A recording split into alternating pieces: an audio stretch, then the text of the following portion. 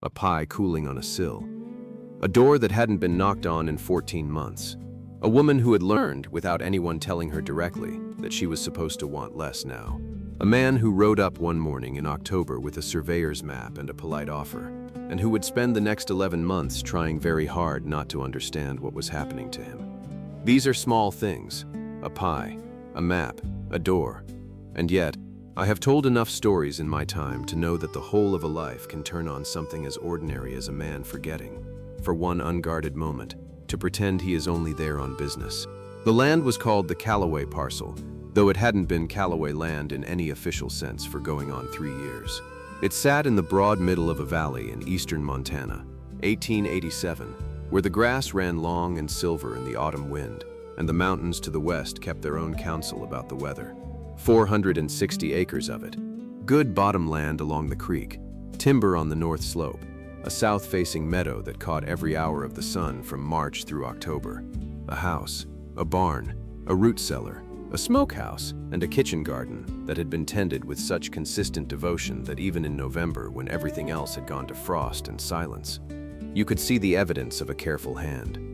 The woman who kept that garden was named Margaret Callaway. She was 41 years old, which in 1887 in eastern Montana was not considered old by the mountains or the grass or anyone who had ever done real work, but was considered by the particular arithmetic of small towns to be past a certain kind of usefulness. She was of medium height and had dark hair going silver at the temples, and she moved through her days with the unhurried precision of someone who has learned that haste is a luxury you can't always afford and a mistake you can always make. She had been a widow for 2 years and 8 months. Her husband, Thomas Callaway, had been a good man, steady, fair, quietly funny in the way of men who do not need an audience, and she had loved him in the particular way you love someone whose absence leaves a shape in the room that nothing else will ever fit. She did not speak of him often. She thought of him daily. She had made her peace with the distinction. The ranch ran on her labor and the labor of 2 hired men, brothers named Clem and Orville Pratt, who were competent and loyal and who had the good sense to take their opinions about what Margaret ought to do with her life entirely off the table. She sold cattle in the fall, hay in the summer, and eggs year-round to the general store in Harlow, which was the nearest town, 11 miles east. She managed the books herself, in a ledger with a green cover, and she was better at figures than she let on, which was a habit she had developed not out of deception but out of the particular patience required of women who live among men who are unsettled by competence. She was not unhappy. She had arrived, over the course of those 2 years and 8 months, at a kind of quiet that she had decided to call contentment, because contentment was available, and happiness, the other kind, the full room kind, seemed like something that had already had its season and gone. She was wrong about this, but she was not wrong in a way that was easy to argue with, because she had the evidence of her own life arranged very neatly on her side. The man who arrived in October was named Eli Voss. He was 47 years old, a land agent working for a ranching consortium based in Helena that was consolidating parcels in the valley for a larger grazing operation. He was tall and angular, with a face that had been weathered by years outdoors into something that was not handsome exactly but was interesting, the kind of face that rewarded a second look. He had large, careful hands and a habit of going quiet for a moment before he answered a question, not because he was slow but because he was thorough. He had been married once, briefly in his early 30s, to a woman named Clara who had died of fever in the 2nd year of their marriage. And he had spent the 15 years since then being so entirely occupied with work that he had almost convinced himself the occupation was the point. Almost. There was a dog, a large, philosophical brown dog named Hector, who rode in the back of Eli's wagon and who had opinions about everything, communicated through a system of size and strategic repositioning that Eli had long since learned to read as commentary. Hector did not approve of most things. He approved of Margaret Callaway within approximately 4 minutes of their first meeting, which Eli noted and filed away without examining. Eli knocked on the door of the Callaway ranch house on a Tuesday morning in the 2nd week of October. He had a surveyor's map, a letter of introduction from the consortium, and a figure in mind that he considered fair. He had done this kind of work for 11 years. He was good at it. He was professional and courteous, and he did not pressure people, which was one of the reasons the consortium kept hiring him, because a man who does not pressure people tends to close more sales than a man who does, because people do not like to be pushed, and they do not forget when they have been. He expected the visit to take 40 minutes. He expected the widow to be either eager to sell, having found the ranch a burden, or resistant to sell, having found it a comfort. He expected, in either case, to leave with a clear sense of where things stood. He knocked on the door. Margaret Calloway opened it. She looked at him with dark, steady eyes and said, without particular warmth or hostility, that she supposed he had better come in and have some coffee, because it was cold and she had just made a fresh pot and she had a feeling this was going to take longer than either of them planned. Ely stepped inside. Hector, from the wagon, issued a single sound that Ely chose to interpret as encouragement. He was, as it would turn out, entirely correct that it was going to take longer than either of them planned. Longer by approximately 11 months. She did not want to sell. She told him this plainly, over the coffee, which was good coffee, better than anything he'd had in 3 towns. She told him the land had been in Thomas's family for 16 years, that she had put her own work into it for 12 of those years, that she knew every acre of it the way you know a piece of music you have played until it lives in your hands, and that she had no interest in leaving it for a consortium that would graze it down to nothing by 1893. She said all of this without raising her voice, without apology, and without leaving room for a counter-argument that she hadn't already considered. Ely, who had heard every variety of resistance in 11 years of land work, found himself listening in a way he didn't usually listen, which was with the part of his attention he normally kept in reserve. He presented the consortium's offer anyway, because it was his job. She heard it out.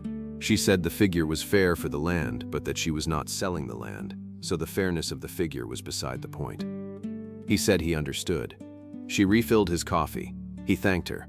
He left with Hector and the surveyor's map and the particular feeling of a man who has been very politely and very thoroughly handled. He came back the following Tuesday. He told himself it was because the consortium wanted him to make a second approach. This was true. It was not the whole truth. He knocked on the door. She opened it. She said she hadn't changed her mind. He said he hadn't expected she had, but that he had a revised offer that he was obligated to present. She said he had better come in then, and she had made a pie, and he was welcome to a piece if he wanted it, while she told him again that she was not selling. He said that sounded fair. He sat at the kitchen table. She gave him a piece of pie, which was apple, and which was the best thing he had eaten since he could clearly remember. Hector, through the kitchen window, watched with an expression of deep personal investment. Margaret glanced at the dog and said he was welcome to come inside if he was going to stare like that. And Hector was through the door before Ely had time to say anything at all, and settled himself at Margaret's feet with the air of a creature completing a long journey. Ely said, with what he hoped was professional neutrality, that Hector didn't usually take to people that fast. Margaret looked at the dog and then at Ely and said that animals generally know what they're about faster than people do. Ely agreed that this had been his experience as well. There was a pause. The mountains did what they always did. He presented the revised offer. She declined it. He thanked her for the pie. She said he was welcome to it. He left. He came back the following Tuesday, and the Tuesday after that, and the Tuesday after that. This is the part of the story that I think about most when I think about Eli Voss. Not the declaration, not the wedding, not the particular November afternoon when everything finally set itself, though I'll get to all of those. It's the Tuesdays. It's the way a thing can happen so gradually and so honestly that neither person involved can point to a moment when it started, because it started in the middle of something else, in the middle of an apple pie and a revised offer and a dog who had already made up his mind. By December, Eli had been back 8 times. He had stopped pretending, even to himself, that the consortium required this many visits. He had told the consortium, in writing, that the Calloway widow was resistant to sale and that he was maintaining contact in hopes of a change of position. This was accurate. It was also the most creatively worded letter he had ever sent to an employer. Margaret knew by December that Eli Voss was not coming back every Tuesday because of the land. She knew this the way you know things you are not ready to say out loud, filed carefully in a place that isn't quite thought yet, available for examination when you are ready and not a moment before. She told herself that he was persistent because that was his job. She told herself she didn't mind the visits because Hector was good company, and because it was a long winter, and because there was nothing wrong with a cup of coffee and a conversation with a decent man. She told herself these things with the particular focus of a woman who is very good at managing a ledger and who has decided, without quite deciding, to keep one column of accounts closed. Clem Pratt, who was not a perceptive man in most respects, told his brother Orville in January that the land agent was coming around an awful lot for a woman who wasn't selling. Orville said that was none of their business. Clem said he supposed that was right. They both watched Eli's wagon come up the road on a Tuesday afternoon in January and said nothing further, which was the most eloquent thing either of them had said in years. By February, they had a routine. He came on Tuesdays. She made coffee. He stayed for 2 hours, sometimes 3.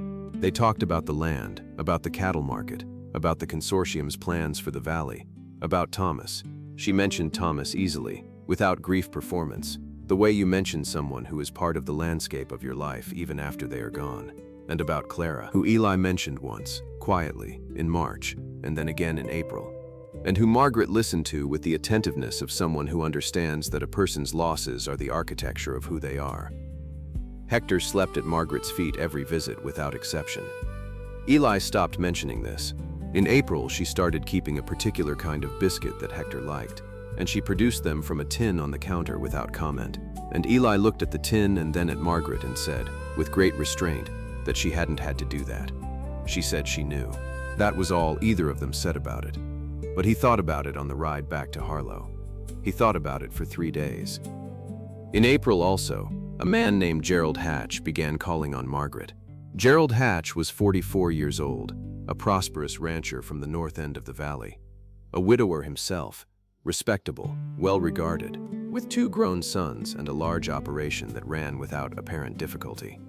He was not an unkind man. He was not an unhandsome man. He was, by every measure that the town of Harlow applied to such questions, an entirely appropriate match for Margaret Calloway and the town of Harlow, which had been watching Margaret manage alone for nearly 3 years with a mixture of admiration and anxious concern, said so with some enthusiasm. Mrs. Aldrich at the general store said it was high time. Reverend Coles said Gerald was a fine man.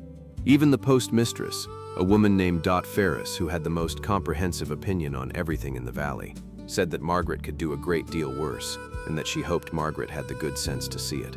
Margaret received Gerald Hatch's calls with courtesy and without encouragement, which Gerald Hatch, being a man of reasonable perception, noted but persisted past because he had been told by 3 separate people that Margaret was simply cautious and needed time, and because he was, in his way, genuinely interested. He brought her things, a bolt of good wool fabric, a jar of honey from his own hives. He was attentive and appropriate and entirely decent. He was, Margaret thought, with a guilt she immediately examined and set aside, the wrong answer to a question she hadn't yet let herself ask. Eli heard about Gerald Hatch in May, from the postmistress, who told him while he was collecting mail in Harlow, with the particular satisfaction of someone delivering information they consider both useful and overdue. Eli thanked her for the information. He rode to the Calloway Ranch on the following Tuesday. He sat at the kitchen table. Margaret gave him coffee. He did not mention Gerald Hatch. She did not mention Gerald Hatch. Hector looked between them with the expression of a creature watching 2 people refuse to pick up something they had both clearly dropped. The conversation was pleasant and wide-ranging and entirely unrevealing. Eli rode back to Harlow. He sat in his room at the boarding house and looked at the wall for a while. He was not a man who sat looking at walls. He found it instructive. He thought about Margaret. He had been thinking about Margaret, he now admitted, since approximately the 3rd Tuesday in October, which was to say for 7 months, which was to say for long enough that the thinking had become so habitual that he had stopped noticing it the way you stop noticing a sound that is always there. He thought about the way she moved through her kitchen with the efficiency of someone who knows exactly what she is doing and has never needed to perform it. He thought about the way she talked about Thomas, not with the theatrical grief that made people uncomfortable, and not with the brittle brightness of someone who has decided to be fine, but with the simple, settled love of someone who had been well loved and knew it and was grateful for it even now. He thought about the biscuit tin. He thought about the apple pie in October and the fact that she had made 8 more pies in the months since and had never once offered one without it being entirely natural, and had never once made it a gesture, just a thing you did when someone came to your table.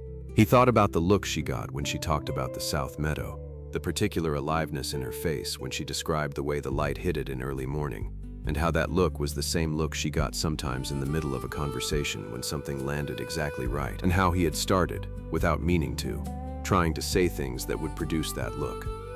He thought about what Dot Ferris had said about Gerald Hatch. He thought about Gerald Hatch's honey and his bolt of wool and his 2 grown sons and his large, well-run operation. He thought about the fact that he, Eli Voss, was a land agent who lived in a boarding house in Harlow and who had come to the Callaway Ranch to buy land that was not for sale, and who had spent 7 months coming back every Tuesday because he could not stop, and who had not said a single word about any of it because he had told himself, very convincingly, that there was nothing to say. That a woman like Margaret Callaway, in a settled life on land she loved, with a community that respected her and a perfectly suitable rancher bringing her honey, had no reason to want what he was only beginning to understand he wanted to offer. He was wrong about this. He would take another 4 months to find that out. Now, I want to stop here for just a moment, because this is the part of the story where everything is about to shift, and I want to make sure you are with me. If you are listening to this tonight from somewhere quiet, a porch, a bed, a long road, I am glad you are here. I've told a lot of stories, and the ones I come back to are always the ones like this one, where the turning point isn't a grand gesture or a dramatic confrontation, but a moment so small it almost doesn't happen, and yet everything after it is different. If this story is sitting with you, leave me a word in the comments. Tell me where you are tonight, because Eli Voss is about to figure something out, and I think you'll want to be paying attention when he does. It happened in June, a Tuesday in June, late afternoon. The valley full of that particular gold light that only comes in early summer. The kind of light that makes everything look like a memory while it's still happening. Eli had been at the ranch for 2 hours. They were sitting on the porch, which had become a thing that happened in the warmer months. The coffee moved outside. Hector stretched between them on the boards. They had been talking about nothing in particular, the hay yield, a fence line that needed work on the north slope. A book Margaret had been reading, something Eli had seen in Helena the previous month. And then Margaret said, in the tone of someone making an observation rather than a statement of feeling, that Gerald Hatch had asked her to consider his proposal, and that she had told him she needed time to think. Eli said that was sensible. She said she supposed it was. There was a silence. The light did what it does. And then Margaret said, still in that same quiet, observational tone, that she had been trying to work out what she was waiting for, and that she had come to the conclusion that she was probably waiting for something that wasn't coming, and that she ought to stop, because waiting for things that weren't coming was a poor use of a person's time. She said it the way you say a thing you have decided, the way you close a ledger. Eli heard it the way you hear a door closing on a room you didn't know you wanted to be in until the door started moving. He said, and I want you to hear how careful this was, how much it cost him, he said. I wouldn't be so sure about that. Margaret looked at him. He was looking at the mountains. He said it again, quieter. I wouldn't be so sure about that, she said, after a moment, that he was going to need to say more than that if he meant what she thought he meant. He said he knew. He said he was working up to it. She said she had time. He looked at her then. She was looking at him with those dark, steady eyes, and she was not making it easy for him, but she was not making it hard either. She was simply waiting, with the patience of someone who has waited for difficult things before and knows that rushing them doesn't help. He said, I have been coming here every Tuesday for 8 months, and it has not been about the land for at least 7 of them, and I think you know that, and I think I have been a coward about saying so, and I am sorry for the cowardice. She said that she had noticed. He said that Gerald Hatch was a good man and a suitable one, and that he had no right to ask her to set that aside. She said that was probably true. He said he was asking anyway. She looked at the mountains for a moment. She said, you didn't have to apologize for the cowardice, he said. I know. Hector, without lifting his head, moved his tail once, slowly, against the porch boards, which was as close to a standing ovation as Hector ever got. She did not say yes that afternoon. She said she needed to think, which was fair, and which he accepted without argument. He went back to Harlow. He did not sleep well. He came back the following Tuesday, because it was Tuesday and because there was nowhere else he was going. She opened the door. She looked at him for a moment. She said, I told Gerald Hatch no. Eli said, I see, she said. I am not telling you yes yet, either. I am telling you that the field is clear and that you had better not waste it. He said he understood completely. She said good and gave him coffee, and they sat on the porch, and Hector sighed with the relief of a creature whose work is finally, after 9 months of effort, beginning to pay off. What followed was the summer. It was, by the account of everyone who witnessed it, a summer that changed the temperature of the Callaway Ranch in ways that had nothing to do with the weather. Eli came on Tuesdays and sometimes Thursdays. He helped with the fence on the north slope because he had said it needed work and it seemed wrong to mention a problem without addressing it. He and Clem and Orville worked 3 days on that fence, and Margaret brought them lunch in the field, and Clem told Orville that evening that he reckoned the land agent wasn't going anywhere, and Orville said he reckoned the same, and they both seemed satisfied with this. In August, Eli told the consortium that the Callaway parcel was not available and would not be, and that they should redirect their acquisition efforts to the north end of the valley. The consortium was not pleased. Eli found he did not mind. He had been a land agent for 11 years. He had been good at it. He was beginning to think that being good at a thing was not the same as the thing being right for you, and that he had confused these two ideas for long enough. In September, Margaret said, on a Tuesday afternoon on the porch, with the light going amber and the first chill of autumn in the air, "I think you ought to know that I am not a woman who does things halfway." She said it plainly, looking at the south meadow. She said, "If you are going to be here, I need you to intend to be here, not visiting, here." Eli was quiet for a moment in the way that was not slowness but thoroughness. Then he said, "I have been thinking about how to ask you that question for 3 months, and you have just asked it for me, which is either a kindness or a humiliation, and I can't decide which." She said, "It's neither. It's efficiency." He said, "Then yes, I intend to be here." She said, "Good." There was a pause. The mountains did what they always did. Hector moved to sit on Eli's foot, which was a thing he had never done before, and which Eli understood to be a transfer of allegiance so complete and so deliberate that it was, in its way, the most moving thing that had happened all afternoon. He asked her formally, in October, 1 year to the month after he had first knocked on her door with a surveyor's map and a polite offer. He stood in the kitchen, hat in his hands, and he said, "Margaret, I have been operating under a set of assumptions about what my life was going to be that I now believe need a complete revision, and I would like your permission to revise them in your direction." She looked at him for a long moment. She said, "That is the most careful proposal I have ever heard." He said, "I have been practicing it since June." She said, "I know, I could tell." He said, "Is that a yes?" She said, "It is absolutely a yes." She said it the way you say a thing you decided a long time ago and have been waiting to say out loud. The way you close one ledger and open another. The way you take something that has been filed in the almost thought place and bring it all the way forward into the light. They were married in November, in Harlow, in the church where Reverend Coles presided with the satisfaction of a man who had not actually predicted this outcome, but was willing to accept credit for the general atmosphere of community goodwill that had surrounded it. Mrs. Aldrich at the general store said she had seen it coming since February, which was not true but was generous. Dot Ferris said she supposed the land agent had turned out to be more than a land agent, which was the most accurate thing she had said about the situation in 12 months. Gerald Hatch attended the wedding because he was a decent man, and he shook Eli's hand with a genuine warmth that said more for his character than anything else he could have done. Clem and Orville stood in the back and said nothing, which was, for them, a form of eloquence. Hector was not technically invited inside the church, but was present at the threshold throughout, and no one said anything about it, because some things you simply allow. They lived on the Callaway Ranch, which became, without ceremony, the Voss Ranch, though Margaret kept the name on the gate because the name was in the wood, and the wood was part of the land, and the land was not going anywhere. Eli sold no more land.